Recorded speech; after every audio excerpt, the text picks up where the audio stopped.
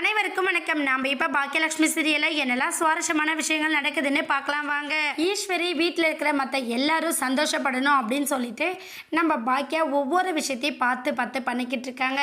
ஒரு பக்கம் நம்ம மாமா இறந்துட்டாரு, இன்னொரு பக்கம் நம்ம புள்ள வீட்லேயே இல்லையே, வெளியில் போயிட்டானே அப்படிங்கிற பல வருத்தங்களை மனசுக்குள்ளே சுமந்துக்கிட்டு இருக்காங்க நம்ம பாக்கியா.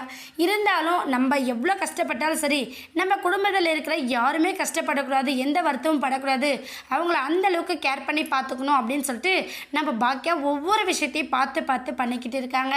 சரி, இப்போ மாமா இல்லை, ஆனால் மாமாவோட நினைவாக ஒரு படத்தை பெருசாக போட்டு அது ஒரு திருப்ப விழா, அதுவும் அத்தை கையால் பண்ண வச்சோம் அப்படின்னா அத்தை ரொம்ப சந்தோஷப்படுவாங்க அப்படின்னு சொல்லிட்டு நம்ம பாக்கியா அதுக்கான ஏற்பாடெல்லாம் பண்ணிக்கிட்டு இருக்காங்க. பண்ணது மட்டும் இல்லாமல் இந்த விஷயத்தை பற்றி வீட்டில் இருக்கவங்ககிட்டே சொல்கிறாங்க. ஆனால் ஈஸ்வரி கிட்டே சொல்கிறதுல என்ன, அவங்களுக்கு சடனாக அது சர்ப்ரைஸாக இருந்துச்சு அப்படின்னா கொஞ்சம் சந்தோஷப்படுவாங்க அத்தை அப்படின்னு சொல்லிட்டு பார்த்து பண்ணிக்கிட்டு இருக்காங்க.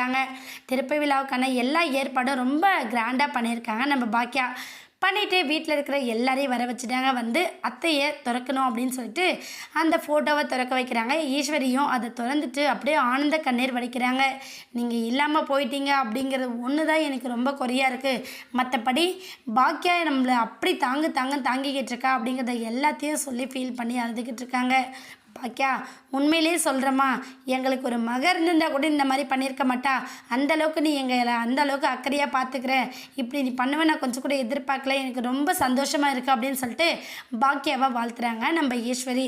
பாக்கியாவும் அத்தை, இது மாமா எப்போவுமே என் கூட இருந்து அப்பாவாக வழி நடத்திட்டு இருந்தார், அவர் இல்லாத ரொம்ப பெரிய துயராக இருந்தாலும் அவரோட வழியில் தான் நடக்கணும்னு நான் ஆசைப்பட்றேன் அப்படின்னு சொல்லிட்டு நம்ம பாக்கியா வந்து சொல்கிறாங்க. இப்படி திறப்பு விழா பண்ணதை பார்த்து ஒரு பக்கம் வந்திருக்கிற எல்லாரும் ரொம்ப சந்தோஷப்படுறாங்க. அவங்க மாமா அப்பா எந்த அளவுக்கு அவங்கள கேர் பண்ணி பார்த்துக்கிட்டாங்க அப்படிங்கிற மாதிரி வந்திருக்கிற எல்லாரும் பெருமைப்படுற விதமாக நடந்துக்கிறாங்க நம்ம பாக்கியா.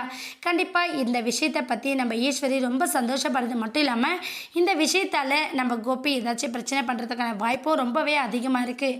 என்னன்னு வெயிட் பண்ணி பார்க்கலாம். இந்த வீடியோ உங்களுக்கு பிடிச்சிருந்தா மறக்காமல் நம்ம சேனலை சப்ஸ்கிரைப் பண்ணுங்கள். தேங்க்யூ.